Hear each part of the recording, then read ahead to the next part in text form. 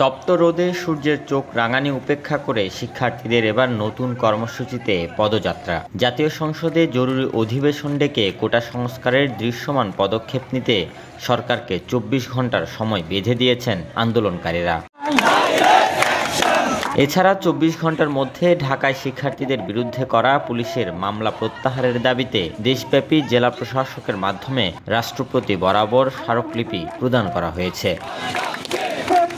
এরই ধারাবাহিকতায় রবিবার সকাল ১১টায় নগরের ১৬ শহর স্টেশন থেকে বৈষম্য বিরোধী ছাত্র আন্দোলনের ব্যানারে শুরু হয় পদযাত্রা। প্রায় ৫ কিলোমিটার পদযাত্রায় জেলা প্রশাসকের কার্যালয়ে আসেন শিক্ষার্থীরা।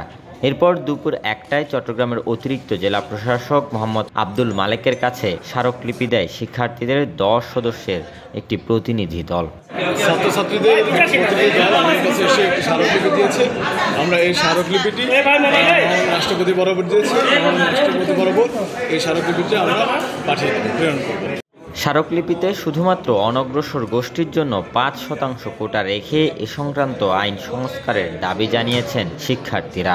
সরকারি চাকরিতে সকল গ্রেডে এবং অযৌক্তিক ও বৈষম্যমূলক কোটা বাতিল করে সংবিধানে উল্লিখিত অনগ্রসর এবং সুবিধাবঞ্চিত যারা পিছিয়ে আছে তাদের জন্য একটা ন্যূনতম মাত্রায় কোটা এনে সেটা সংসদে আইন পাস করে কোটা সংস্কার করতে হবে এবং সেটা সর্বোচ্চ ৫% হবে।